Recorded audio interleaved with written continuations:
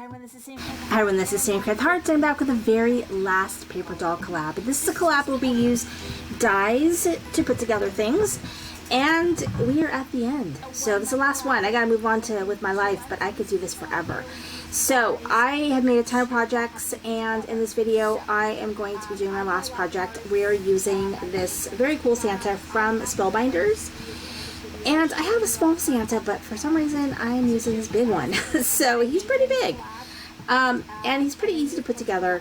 At the end of this video, I am going to give you a recap of some of the projects that I made during this collab. I can't find all of them, but I did want to give you guys a brief rundown in case you want to go back and see all the ones I made. Be sure to visit everyone else who's in the collab. They are linked below. So these are all the pieces. And I always make sure to keep that piece that comes with the Spellbinders packaging, because that helps you put together, so you kind of can get an idea of what each piece is going to be. And I am going to be not using that piece right there, which is him holding a flag. So there are two different types of hands in there. One holds a flag and has a clenched fist, and one is more like a mitten fist or mitten hand, and so you'll be able to tell which one is which, but I'm not doing that. But anyway, I'm using the Stamp Market. These are fancy nested dies. I think they came in my kit for their recent virtual retreat, and I'm going to be using this for my card. One of the cards I made today uses the Stampers Anonymous September 2021 stamp set that I don't think I ever used, so that was kind of fun to use that. And then I'm also, on that same card, I'm going to be using a couple of pieces from this My Favorite Things stamp set.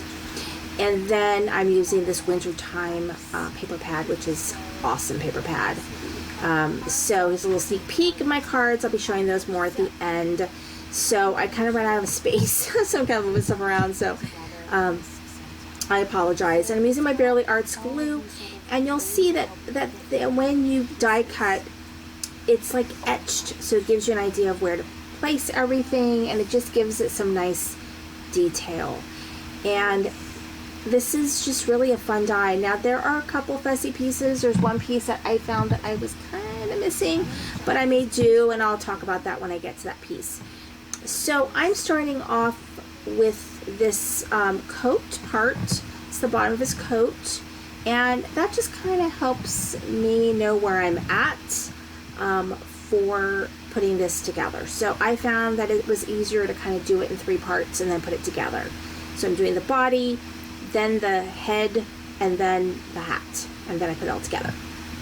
So the next piece is the arm that is like right up against his body there, and it just fits perfectly right there. I think you could switch both arms. I think they would work either way, but this is kind of just how I'm putting it together. So there's these 2 stinky little dots, and that's probably fairly fussy. You could use enamel dots, and if I was able to get up from where I was, I've kind of boxed myself in, then I might have used those just to give you an idea of what that sort of looks like. But these aren't so tiny that you can't use them. They cut nicely. I think, there's some pieces that are just literally just a piece of the tiniest speck, and this is not a speck. This is big enough to use. So there's 2 little dots there, and then you've got your boots, and the boots, they fit really nicely. So you just go ahead and put glue on that kind of tab looking thing, and then the leg fits right on that piece pretty perfectly. Now over the top of that there is like a white, I don't know what you call it, piece there. I think it's the bottom of his coat, but that piece, you can see this one, it's a little bigger, but I don't know where that other piece went, but I had plenty of the smaller cuff that actually goes on the wrist part, but I put it there because I didn't want to not have anything there, so it's fine. It's fine. Sometimes you gotta make do. And then I'm putting on his hand his black mitten, and then the little fluff piece that goes right there. And then I am going to go ahead and do the hand that is like in a fist. That's where he would hold that sign. But I'm not having him hold that sign. It's more like he's waving or whatever. I didn't want to do the sign. It didn't work for my card. And then I put that other little fluff piece there. So when you do the eyes, the little pieces just kind of fit in the back. That's kind of the way that I prefer to do it.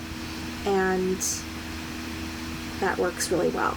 And then the face has got kind of the outline of where the beard fits. And so you just kind of follow that.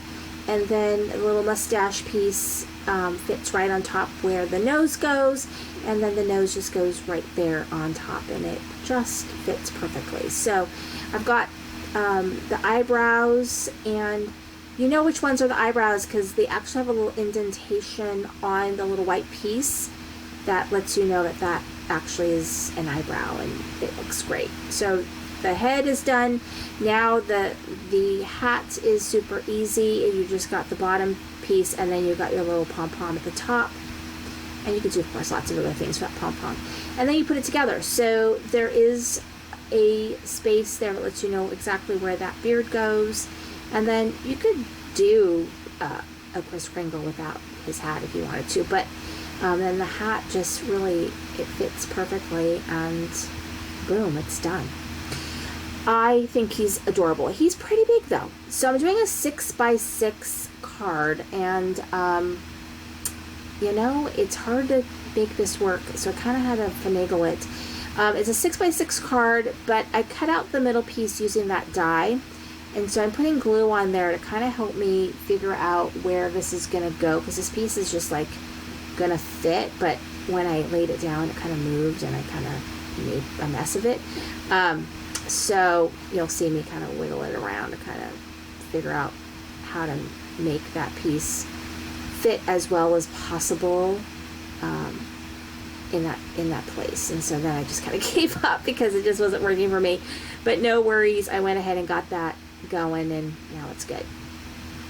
So I am using some sequins for my shaker, and these are some really nice iridescent ones that I actually have left over from the recent Snap Market virtual retreat, which I will have a video talking about all the projects and my, you know, kind of my feedback on how I felt that event went. This is the first one they've ever done, so I will talk about that in another video. But that piece just goes right on there. I'm pressing it down so it kind of seals up those sequins, and I love it. So now I've got my Santa, and because this is already a giant card, 6x6, I really didn't want that hat sticking out. So I'm going to make sure that I place my Santa maybe a little bit on a curve. I want it so that his hat is not off of the card, because the card is already big. I don't really want it bigger. So I'm going to do a little bit of foam. I'm not going crazy with the foam. I just need enough to kind of stick it on my card. And so I'm putting some more pieces of foam there. And then I'm going to make sure that when I place my Santa on there, that the pom-pom isn't sticking off the card, because that would be a problem. I don't want that. So I'm going to take these pieces of foam off and place that right on the front of my card, and so you're kind of figuring out what the best thing to do is. And then I do have a pre-made sentiment that I actually have left over from Pink Fresh Studio holiday event.